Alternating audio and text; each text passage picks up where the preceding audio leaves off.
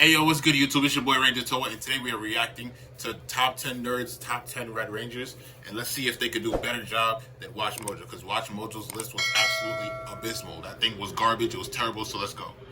The Power Rangers Top have 10 Red a Rangers. lot of legendary Rangers. A lot of them have actually been one specific color, the Red Ranger. The Red Rangers have a history of being those legendary leaders that will stop at nothing to protect their teams.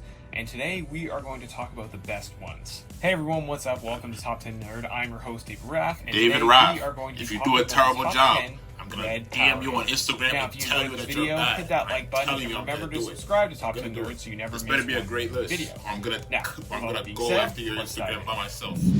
Number 10, let's go. Number 10. How?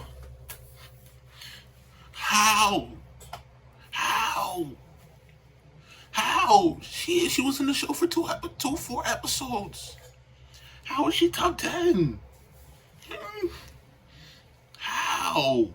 Oh. Lauren Shiva. Lauren is actually very unique. While technically not the first female Red Ranger, that honor goes to Charlie, who led the evil A Squad team during Power Rangers SPD. But Lauren is the first good female Red Ranger. And it was she was in the show for 4 episodes, Lauren maybe. Takes over as the Red Samurai Ranger from her brother Jaden. Yeah. And let's just say some of her fellow Rangers aren't too happy about it. But in the short time she's given, Lauren proves just how good of a leader she really is, even outdoing her own brother. She had to prove herself against all odds, and she succeeded, helping the Rangers win in the end. No, she didn't. Like I mentioned, Lauren. She didn't help with nothing. She literally came into the show, did her little symbol power, it didn't even work, and then freaking Xander busted her ass. No homo. But and then after that, she literally just stayed in the crib all day and did nothing and didn't even fight in the final fight. What are you talking about? She didn't do nothing in the final battle. Came in later and didn't have a lot of time, but proved herself a lot in the time she was given. The cool thing was that in the Boom comic series during Shattered Grid event, she was given a lot more to do. Comics. And was crucial in stopping. She was great in the comics. I can't even lie about that. Turned things back to normal in the end. She did amazing in the so comics. Popular that she just got announced as a new DLC for the console game Power Rangers Battlefield. That game is absolutely abysmal. That game is garbage. Number 9. Oh! What? Andros, number 9? There's no way. Andros is literally top 5 Red Rangers of all time. Everybody knows this. You can't make an argument about this. You have him at number 9? Number 9? Number 9? Yo, there's no way this list is real. I feel like a lot of people might be a little bit angry that Andros is a little higher on this list. But in the grand scheme of things, he was a really great Ranger. Yes. And had the added benefit of being in one of the best seasons, Power Rangers Space. Yes. Andros You're was not wrong. from a space colony, and while tracking down some leads, bumped into the Turbo Rangers. Some of them went on to join him as the Space Rangers. Although not right away. How is he number 9? And that is one of his biggest faults. His lack of trust in anyone. While he does end up overcoming it, it did hurt him a lot during the season. But he has a very compelling arc throughout the whole thing. Yes, he does. To save his sister. Bro. This is his central conflict. They have 8 other Red Rangers that are better than freaking Andros. There's no such. That's not possible. That's literally not a thing. There's no 8 Red Rangers better than Andros. That's not a thing. This is not real. For the whole this has to be a prank. To a massive conclusion near the end, which wraps up a ton of stories that started all the way back in Mighty Morphin Power Rangers. The whole thing felt kind of like a series finale for the Power Rangers. How could you do worse than Watch Mojo? Ended up continuing, and we got some great seasons after. But during the final moments of the season, Andros had to make the difficult choice to destroy Zordon, and by doing so, save his sister, but also turn a lot of other villains good, including Rita and Lord Zed. It was a big deal, and Andros made the difficult decision to do it, and in that moment it proved how good of a Ranger he was. Yes, so why is he number 9? Hard choices. Bro, there's no way. You can't put Andros at number 9, bro. That's literally impossible. Impossible. No. And you just named everything he did, and you still put him at number 9, so you know who Andros is. You literally see that he's freaking amazing, and you put him at number 9. Who's at number 8? Number 8. He's not Connor McKnight. It's not top. Oh, he's not better than Andros. He literally can't do nothing Andros could do. There's no way you just did that. This is literally not possible. You cannot do this. night. You cannot put man. Andros and Connor next to each other. He's very... At first. I mean, he was this rude jock who constantly disrespected other people. I mean, Connor McKnight women. He was also a massive bully towards fellow Ranger Ethan. And for the longest time, he wasn't even really leading his own team. Tommy was, as their mentor and later as the Black Dino Ranger. Okay. But as the season went on, Connor evolved and became a real leader and learned to respect other people. I mean, near the beginning, he wanted to ditch being a Power Ranger and become a soccer star. He decided to stay with the Rangers and become a better person instead. Really and in the end, he did end up getting the best of both worlds. And have Connor at 8? I mean, he didn't become the soccer player he always wanted to be, but he was a Ranger and he ended up opening soccer camps for people all around the world, which was a nice touch and a good end to his arc. That kind of growth was nice to see, and making everyone hate him at the beginning was a very unique and interesting way to start off this Red Ranger's journey. But it worked, and people consider Dino Thunder to be one of the best seasons ever. You cannot do this, bro. You literally just named everything Connor has done. And you can still sit here and tell me that what Andrew's done and what Connor has done is comparable.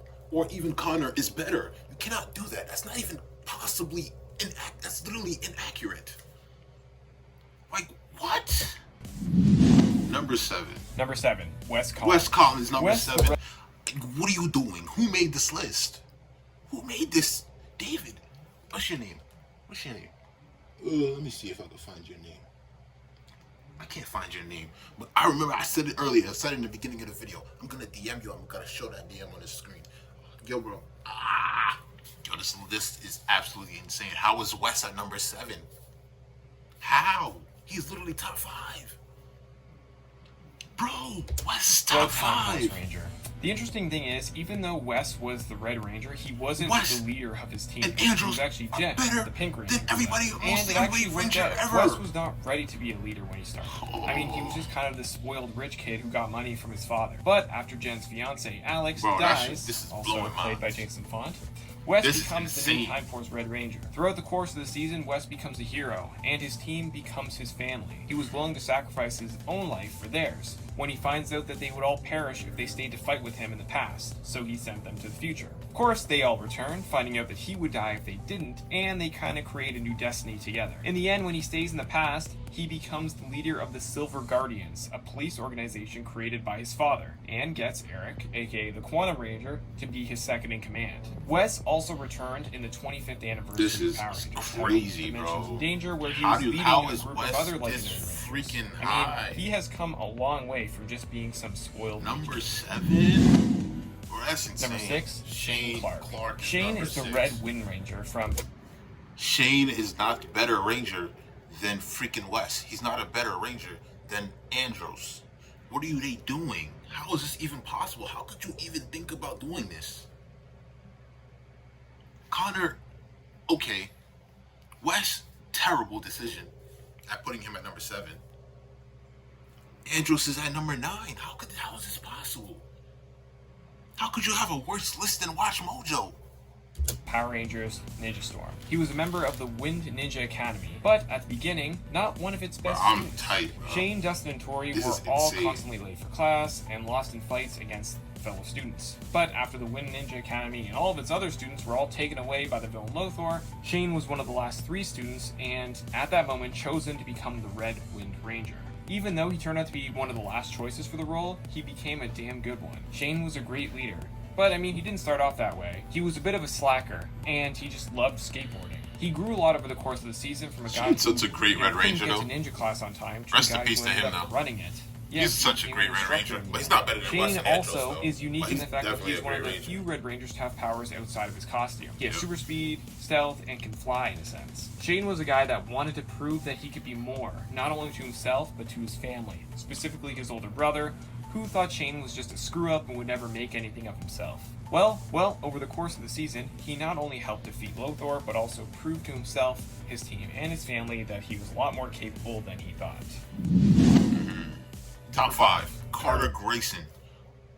That's a great top 5. To have Carter Grayson at top 5, that's great.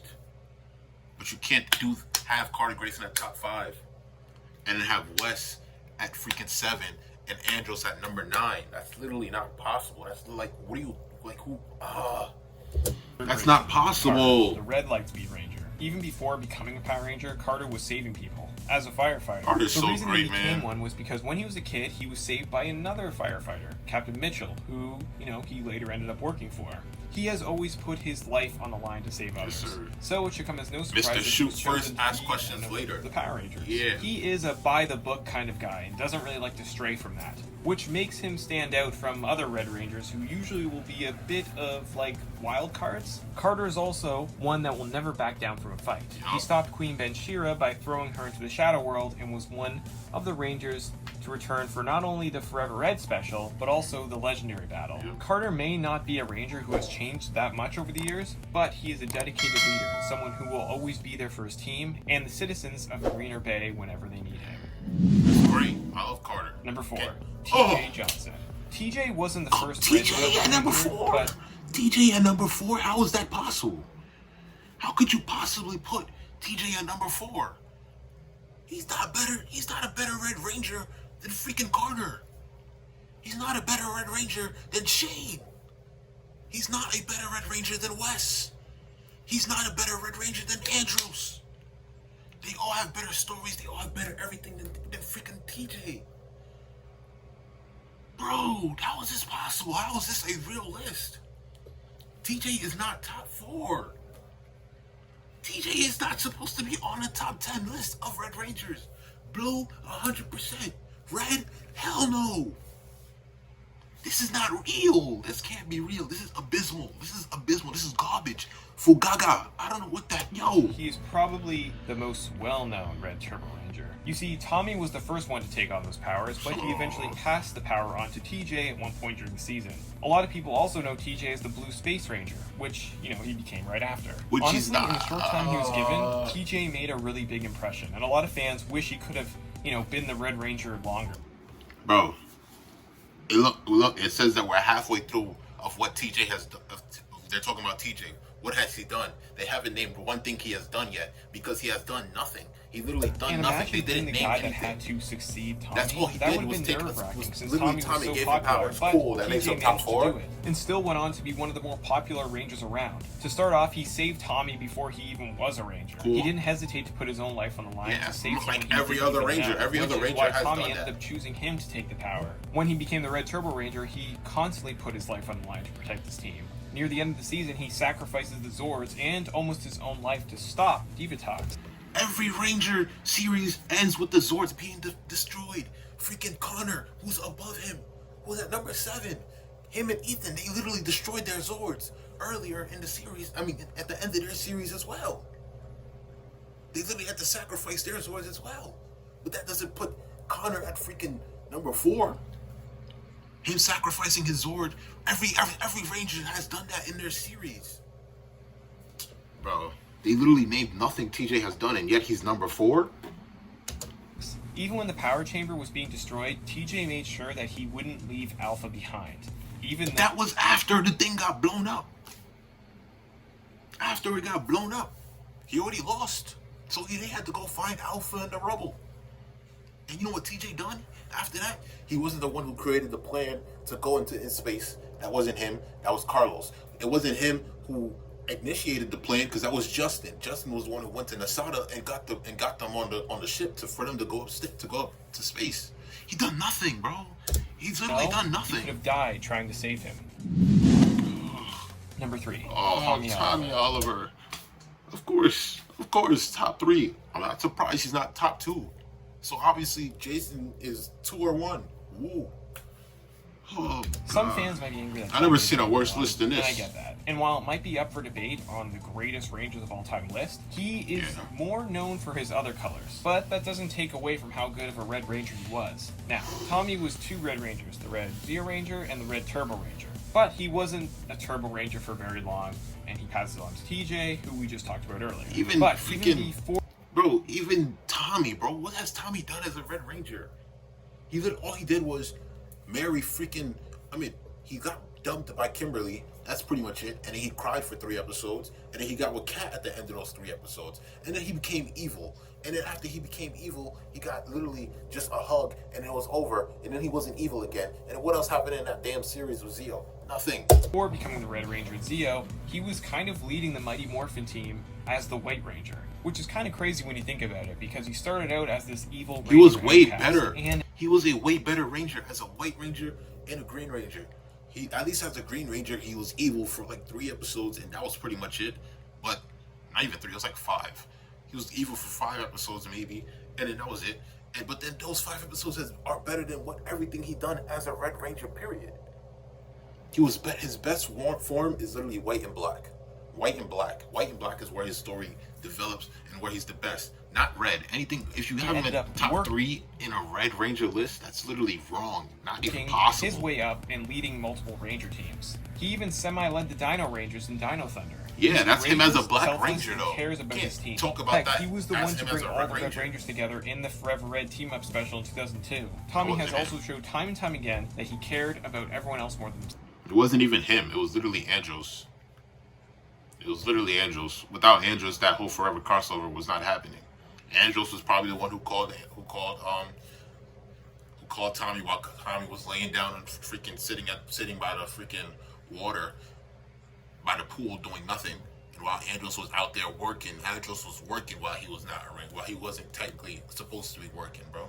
Andros was out here chasing people around, watching people with binoculars, being a great Red Ranger, while Tommy was sitting there by the beach cooling like this on the phone. What are you doing with yourself? Nothing. Not top 3. I don't want to hear it. Leave me alone. I mean, he even revealed himself as the Red Zeo Ranger to save his brother David, which put himself in grave danger, but he did it because he wanted to make sure he was safe no matter the cost to his own life. And that is a true leader. Number 2.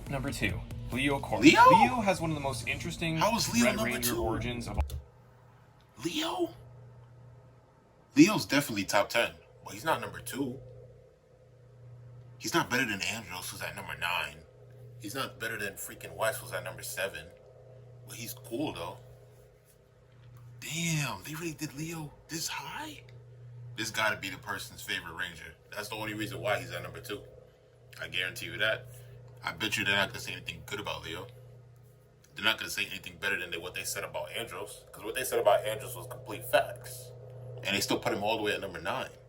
But then watch. Let's see what they say about him. I mean, he wasn't even supposed to be Corbett. His brother Mike was. You see, Mike was the one that pulled the red Quasar saber from the stone, not Leo. But during the battle, when the whole world is turning into stone, Mike sacrifices his life and passes the sword on to his little brother, Leo. Everyone thought it was a mistake because Leo was seen kind of as like a screw-up, but Leo decides to take on the mantle and ends up proving them all wrong and becoming one of the best Red Rangers in the show's history. He started off as this impulsive, leap before definitely top 10 type and grew into a leader that the rest of the Rangers trusted. Whereas a lot of other Red Rangers start off as pretty good leaders, Leo grew into the role gradually as the season went on. And it was really So did Casey, bro.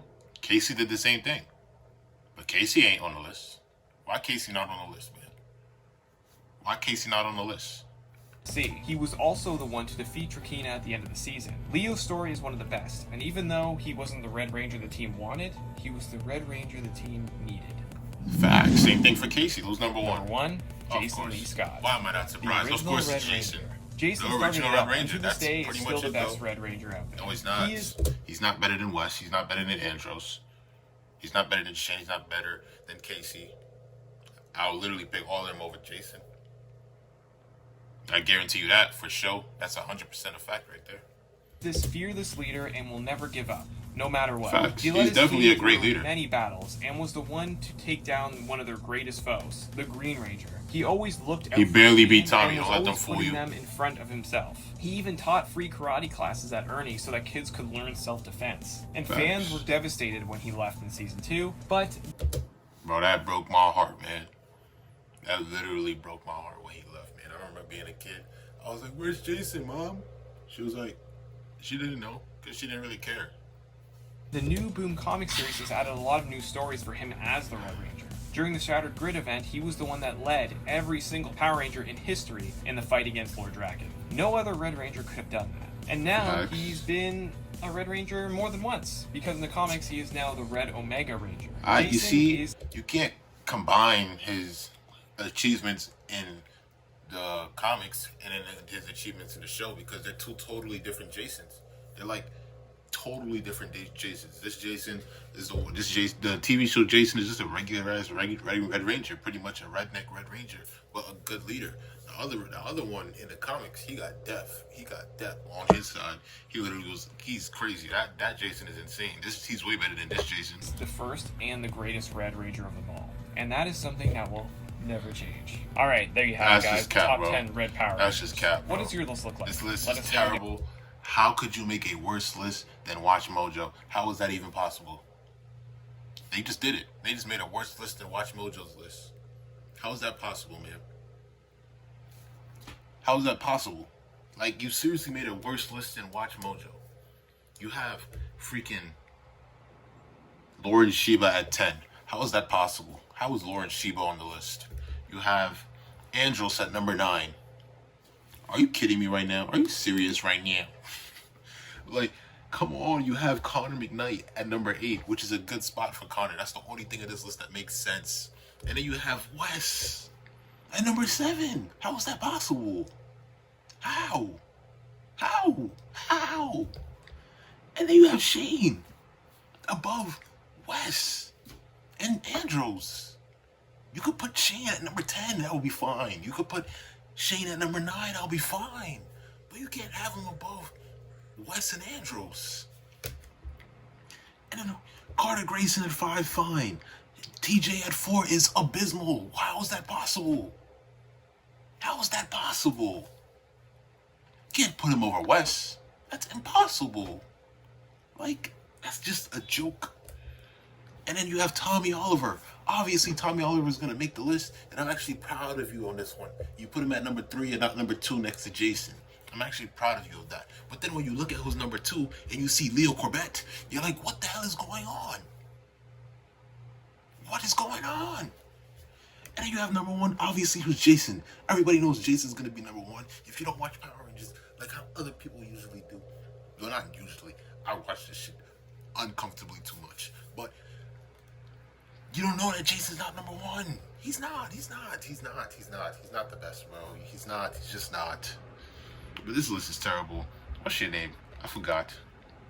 We are going to talk about the best ones. Hey everyone, what's up? Welcome. David Raff, I will be DMing you on Instagram, so I would like a message from you very soon, and I will put the DM in the video. So please, I'm going to let you know how I feel about this video, and you're going to be very upset, and I will ask you for a freaking response as soon as possible. Thank you very much, and it's your boy Ranger Toa, and don't forget to like, comment, and subscribe, and let me know down below what you guys think of the video, and don't forget to like, comment, and subscribe. I know I just said it twice because we're on our way to 1,000 subs. We are like 800 something right now. We about to be there soon, so I'm going to catch y'all later. Peace.